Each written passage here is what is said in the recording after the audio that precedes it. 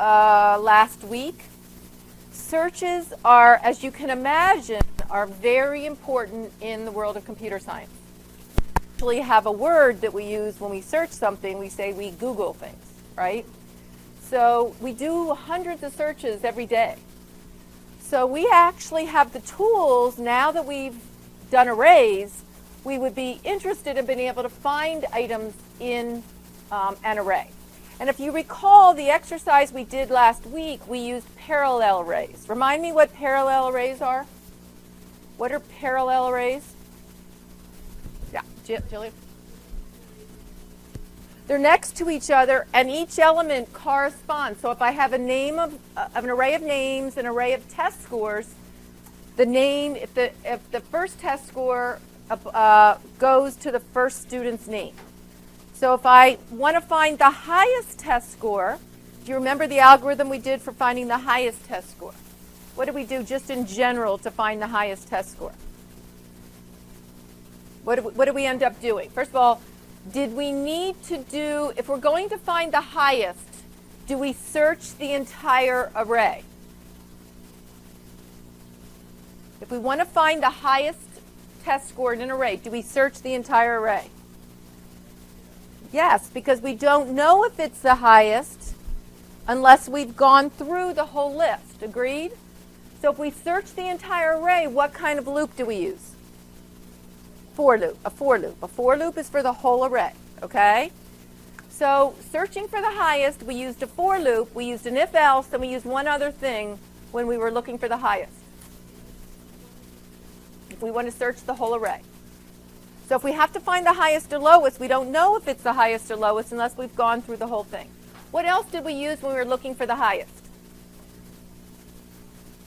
We had a variable that we stored the highest value in, okay? Now, when we were looking to find the name of the student who had the highest array, what did we do instead of saving the highest score? What did we save instead of the highest score? The index of the highest score. Remember, I saved the index of the highest score, okay? So in the back of this page is a review for the test. Let's practice with the highest again. So I want everybody to fairly quickly, because I want to get through everything today. Let's pull up this screen. So I'm pulling up the array quiz review. And I want everybody to do number one, declare an array. Go ahead, let's do it. Let's move. So I want to get to make sure we go to the search. Declare an array of 1,000 ISBN numbers. These are for a book. You know how you have an ISBN number for a book. So go ahead and do it. Write the code to do that. All you need to do is declare it. Declare an array of 1,000 prices and then write the code to input all values for both arrays. Okay? Okay, but an ISBN, what did we say that we're going to use for an ISBN number for something that we're not doing calculations on string, right? Remember that? Okay? So if you wrote float, remember we're going to use string because this is like a phone number or a social security number, okay? All right, so who would like to write the code to put the values for both arrays? Who would like to write the code to input the values for both arrays? Somebody who hasn't done it before. Manny, can you write the code to input the values for both arrays? Write the code for 2. What do we need for that? Who can help them? What do we need for number 2? What is the loop we need? For loop. So we need a for loop for number 2. Okay, so we're going to start at 0. So for parentheses, I equals 0. Semicolon. Okay, and we're going to go until 1,000. So I less than 1,000. Okay, and then inside the loop, bracket, enter ISBN number and price. And then what's the CN going to be? Who's going to help them? What's the CN statement going to be? ISBN SI and price. So, yeah, exactly. So ISBN S, whatever he called it, ISBN SI. Okay, so this, let me format this a little bit. Thank you.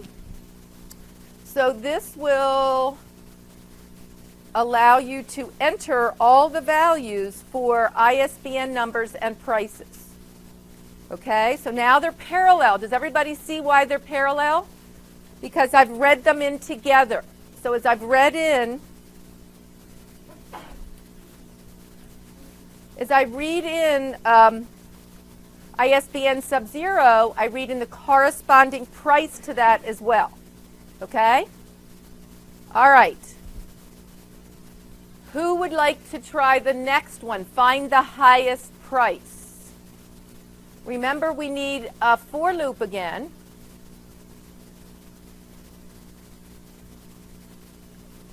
Because we're going to go through all the prices. And what else do we need? The first element of the price array. So it'd be prices sub what? So what do I need to do? Who can write the code that's going to go inside this for loop to find the highest price? So we're going to compare each element to what? We're going through a list. We're looking for the highest one. We're saying this is the highest to begin with. And we're going to go through each one and compare it to see if it's, yep, you got it. If what? So this goes through, says that the first item is, let's pretend the first item's the largest. Let's compare each one to see if it's bigger. If we find one that's bigger, that becomes our new max. Any questions about this? Okay. Now what can I do to optimize this? What would I change with I equals 0? Okay, so instead of doing prices sub I, what should we do? I'm sorry, not prices sub I. Instead of starting at 0, where should I start? 1, right. Does anybody have any questions about that? Because we've got this list. We've got number 0, that's in max, yeah. So there's no sense in comparing that again. Does that make sense? Yes, so I'm going to start at 1. Okay, now does it make sense? So now this is the first guy. I don't need to compare it to the first guy. So let's start at the first one. Is max greater than prices sub 1? No. Is max greater than prices sub 2? No. Or whatever, yes it is. But you know what I mean. Is this guy greater than max? Yes it is. That becomes the new max. Make sense? Okay. All right, so now that gives me the highest price, which is now stored where? In max.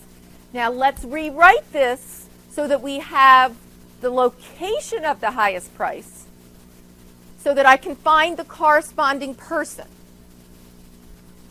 But what's going to be different? Who can help me? Who can help me? What am I going to save instead of the value of the highest? The index of the highest. I'm going to save the index of the highest. Yes. Find the index of the highest price. Okay, so I'm going to say max index equals what then? 0. Yep. And now this statement's going to change. I'm going to say if prices sub I is greater than what? So I want to say instead, if prices sub 1 is greater than, does that make sense? Because I'm saving the location of the highest guy.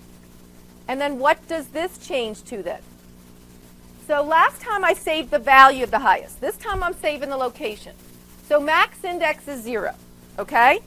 Is this guy higher than prices sub 1? No. Yeah, this guy is yes, okay? Is this guy higher than max? If it is, then I'm going to save that location so that I have the location of the highest guy. That gives me more information, okay? So I'm going to save the index. Yeah, that's the position of the highest guy. Question?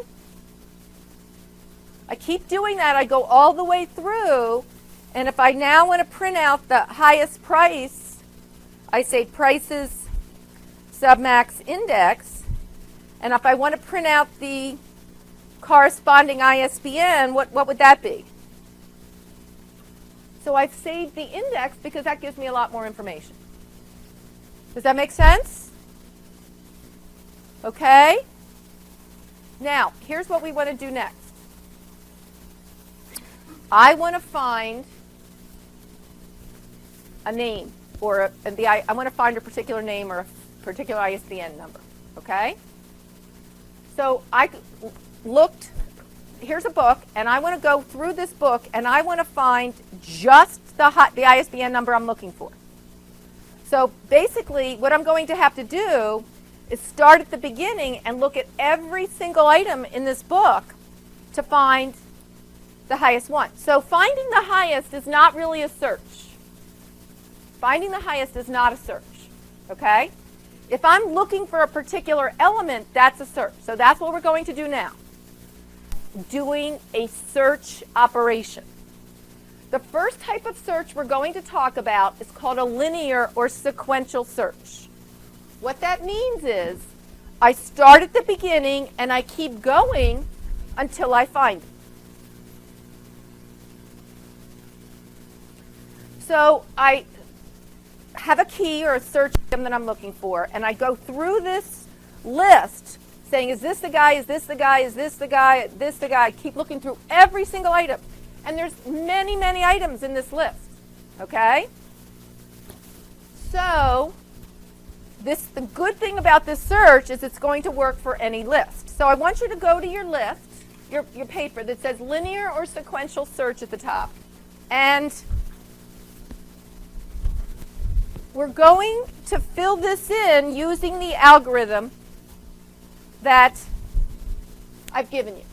So first of all, why am I using a while loop for linear search? Why am I using, if you look at that page, we're going to fill in the blanks. Why am I using a while loop for the linear search? When do I stop searching?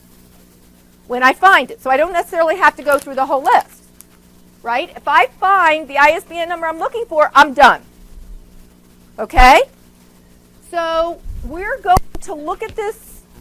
We are going to search so long as what? So what should we fill in to this? If we take what we just said, what are we going to put into the first while condition? I have a flag called found. So I'm going to keep searching while found what?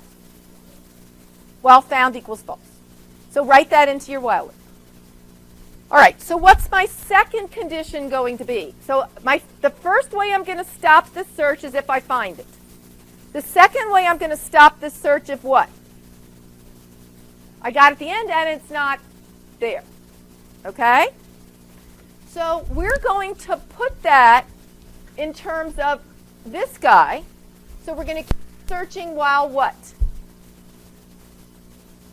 Index is less than size or length. Okay? So those are my two conditions. Okay, so the first condition is while found double equals false. And the second one is index less than size, whatever the size of the array is. Okay, this will work for anything. Okay? So you put these in, and now tell me how I would initialize each of these conditions. How do I initialize this condition? False. And how shall I initialize the second condition?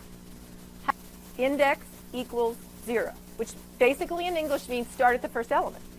Okay, cool? Right? So we're taking an algorithm we understand and we're putting it into a logical, solution. Okay?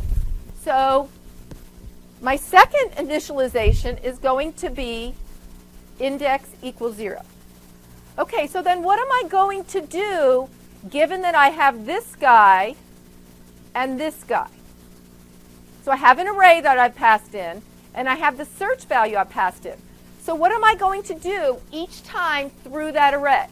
What am I going to do is I make my comparison. What is the code going to be here?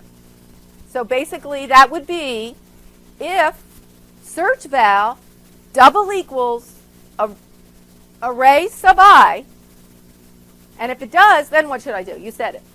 So if the search val, which is the guy that I'm looking for, equals array sub I, found equals true. Make sense? Okay, now what if I did not have a match? What do I do algorithmically if it's not a match? What do I do if it wasn't the right guy? I go to the next one, which is exactly analogous to IX++. The next one. Make sense? And there is your loop for your linear search. Loop for your linear search. Now, when I got out of this guy, there's two ways I got out. One way I got out was if what? I found it. So if found equals true, then I can return the index of where I found it. And they can use that to then find the corresponding element. Otherwise, I can return a negative, for example, to indicate that I did not find it. That's one way of doing a search.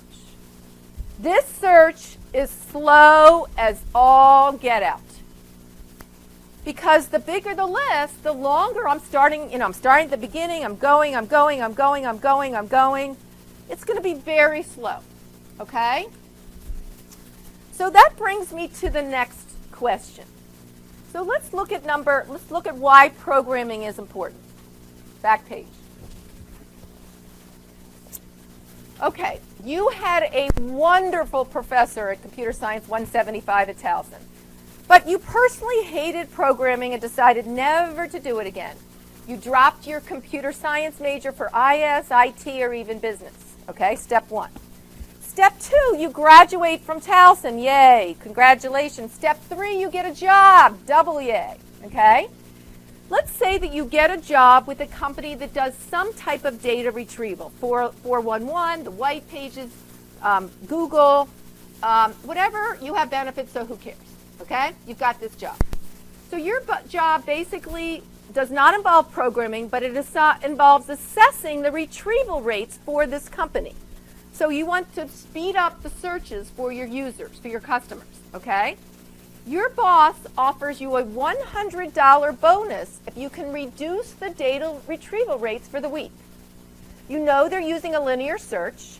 You cannot change the software because you are not a computer science major. You made the foolish mistake of dropping that major. But you can change how the data is stored. How can you earn the bonus? What is the best case search in terms of if I have this random list, what is the best case search when I'm doing my search? The item is either the first one or very, very close to the beginning, right? What is the worst case? It's near the end or it doesn't exist because I have to go through all thousands and thousands of entries. Okay, so let's take that idea and let's take an idea, okay? So the fastest searches are the ones where? Put the more frequently accessed items towards the front. You don't need a computer science degree to do that, but your knowledge about this algorithm earned you that $100. Do you see what I'm saying? So understanding does everybody understand the solution? So we're going to put Domino's Pizza, we're going to put, Insomnia Cookies, the ones that get called a lot, towards the front, and then, Raymond Jones is going to go towards the back because he may get one call every, year for looking for the number. Okay, so frequently used items go to the top. Now let me ask you another question. As a data manager, is that list static? Are the searches always the same? Do they change by day? Do they change by week? Isn't that exactly what Google does? Who sees frequently used searches at the bottom of the Google list, right? Don't you think that's what they do? So if something's like, what happened last week? What do you think more searches were done on last week? It was Thanksgiving, right? 1-800-TURKEY got called a lot more last week than it did in June, okay? So in other words, you use news events, use holidays, use times of the year. These all affect the frequency of calls. This is analyzing data. Do you understand what I'm saying? If you understand the algorithm, you can speed things up without necessarily being a programmer, okay? That's why it's important that you take you understand these algorithms. Because software is everywhere, and understanding the algorithm can help you make you a more efficient worker. Make sense?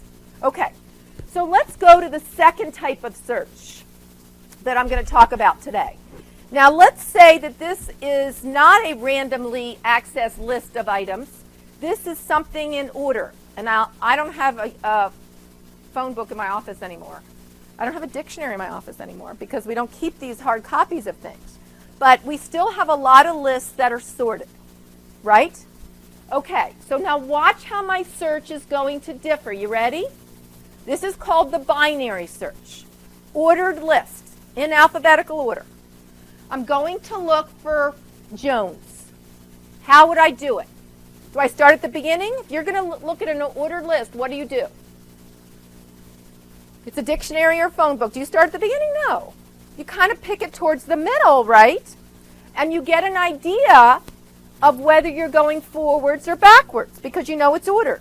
So I look at the header on the top of the page and I look to see if it's greater than or less than Jones. If it's greater than Jones, okay, what do I know about this half of the list? It's not in there. I don't need it. Okay? So I've just cut my search in half. Okay? Then I do the same thing with the remaining list. I cut it in half. I say, is Jones greater than or less than this guy? If it's greater, then I go based on that order, I pare the list down again.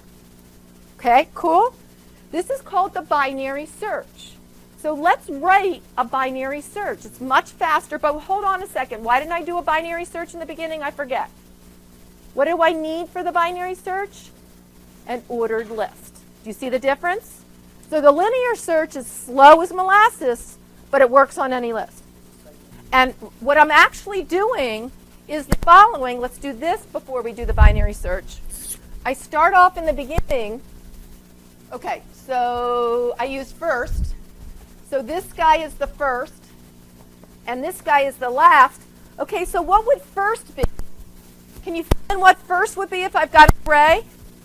0, right? The index of the first is 0. And the index of the last is what? Now notice I've passed in the length of the list this time. So what is the index of the last? What is it? -1.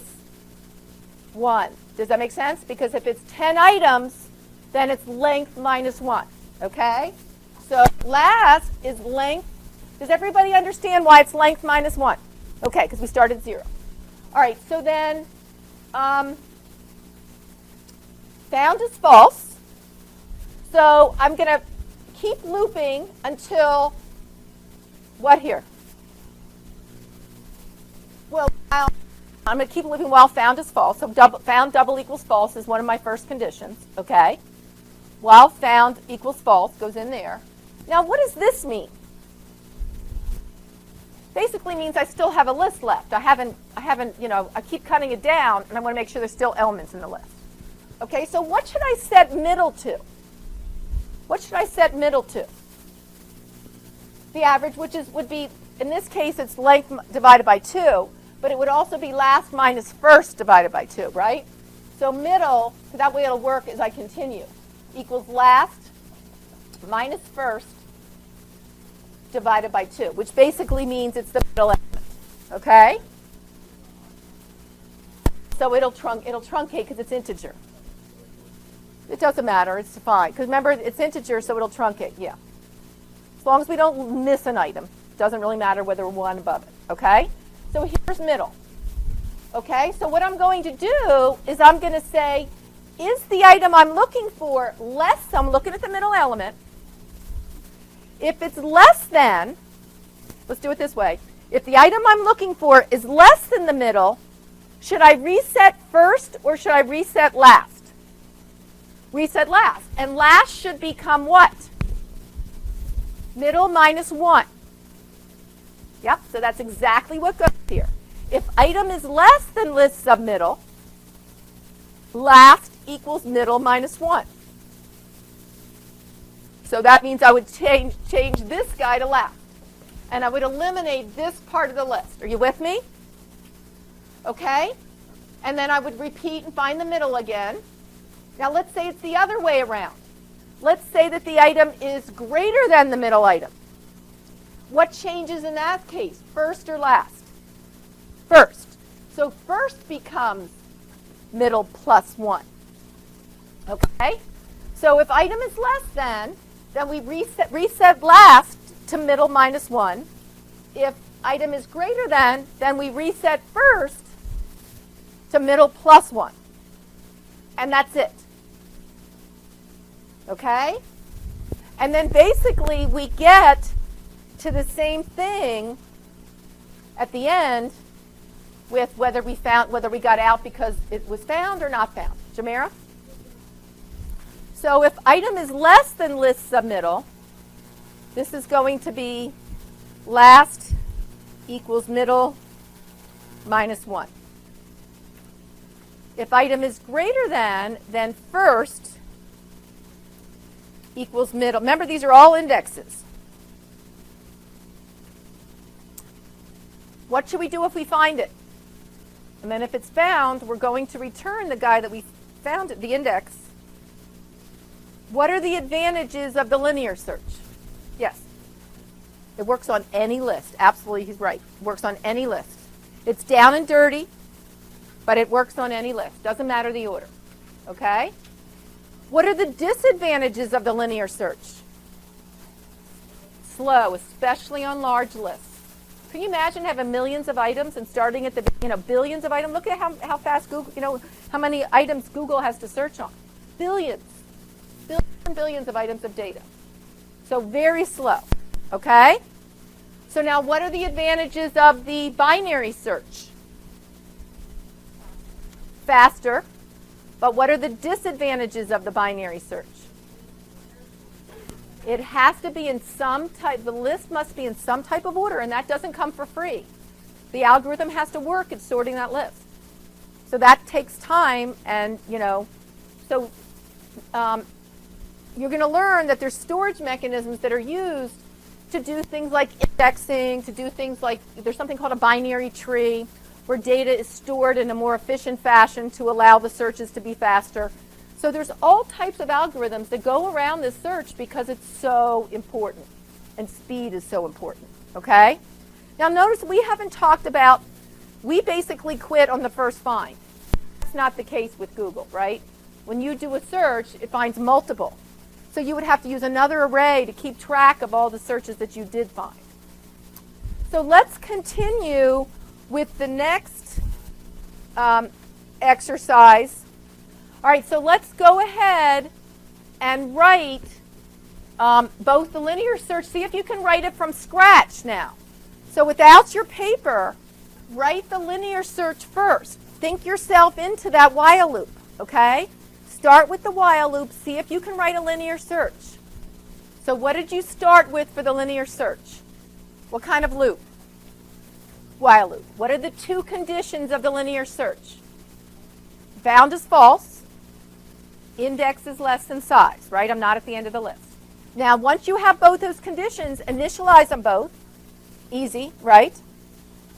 Index equals 0. Start at the beginning, okay? Inside the loop, what do you do each time? If what? Array subindex equals the search item, what do you do? Found equals true. Otherwise, what do I do? That's it. That's the algorithm. Do you understand? Do you think you can write it? That's it. That's the algorithm. Okay? Now let's write the binary search without peeking. First condition is what? While what? Found equals false. Second condition is last is greater than or equal to first. That's basically the size one. Okay? So now let's initialize everything. How do we initialize the found condition? Found equals false. How do we initialize first? That's easy. What do we initialize first to? 0. What do we initialize last to? Size minus 1. Good. Length minus 1. Now we compare the value to the search item. If it's greater than, first we do middle. Middle first. Middle equals last minus first divided by 2. If item subindex is greater than middle, then we say first equals, if it's greater than middle, we say first equals middle plus 1, else If it's greater than, we say last equals middle, first plus 2, middle plus, no, yeah, whatever the 2. I'll put them up again. Otherwise, we got a found. All right, so let's take a peek here. Here's the linear search, okay? Now, don't let this throw you off. Not found is the same thing as saying found equals false. Not found. So if found is true, not found is false. If found is false, not found is true. Okay, so it's exactly the same. If you find that confusing, don't use it. But you'll see that in people's code a lot. Okay? The binary search looks like this. This is what we were just writing. Okay? And again, once you've set up those 2 conditions, it's pretty easy to write the code, okay? And it shows you really understand it if you can write it. You're going to notice there's not a huge difference if the list is little, but the difference is pretty marked as the list gets higher. So the average number of searches for a sequential search is 5,000, half the size of the list, whereas with a binary, 12, much, much faster. You can imagine as the list gets even larger, the binary search is more efficient. Does that make sense? Okay, so let's now do some, let's go, the final review part is the 2 by 2. So let's, I have it backwards. Let's write some code to do, so let's write some tic-tac-toe code. Who wants to declare a tic-tac-toe board for me in this program? So 2 by 2 arrays. Okay, who would like to initialize this entire array to question marks?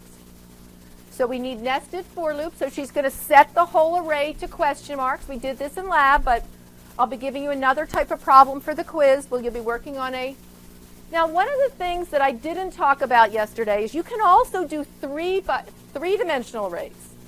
You can also do 4-dimensional arrays. You can also do 5. You can do 6. Don't do it. Three-dimensional arrays would have an application. What would be an application for a 3-dimensional array? A game that has 3D, X, Y, and Z. Yeah, so in other words, that's about the only one. Now, if I wanted to work on a 3D array, what would I have to use in order to set it and print it and blah, blah, blah? Triple nested for loops, right? So, okay. But nothing stops you except common sense from doing 8-dimensional arrays. Don't do it. There's a better way. There's a better way. Who can think in 8 dimensions, okay? So 2 dimensions used a lot. 3 dimensions sometimes. I can't think of a good reason why you want to use a 4-dimensional array. And we don't know if this works yet because what do we need to write next? You're going to do it? Ryan's going to do it? Okay. So he's going to write the code to print the board to see if it did, in fact, change the way we wanted it to.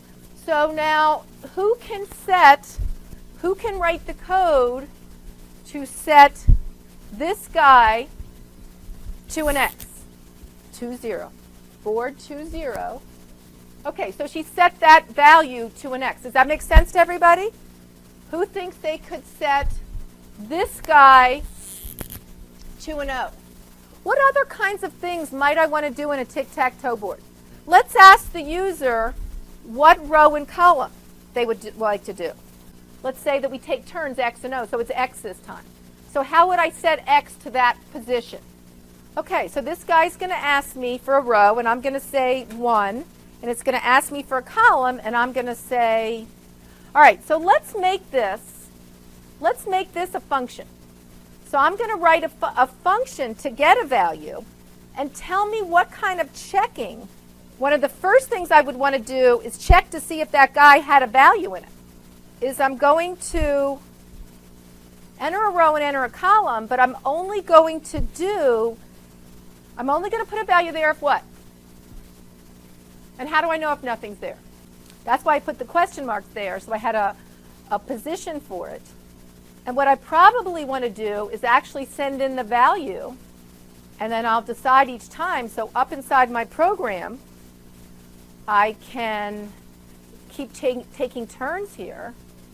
I'm going to get rid of, so I'm going to ask the user each time, And I would actually loop through until, we'll talk about that in a second. But I'm going to print the board, and then I'm going to ask the user for a value. Let's see if I had any mistakes here. Okay, so I'm going to, I have right now, I'm going to give it a 1, 1. A 1, 2, I lied. Okay? Okay, so we're in here, we're going to put okay, cool. And now I'm going to put this, let's try putting it in the same one, and you'll watch that it won't do it. Didn't do anything. Okay? What else do I want to do besides checking to see if there's something there? What other checks do I need to do? Like rows and columns, you mean? Yeah, so I also need to hear, I can only want to enter a row and column that is between what? While row is greater than or equal to 0, and row is less than or equal to 2, and column, same thing, right?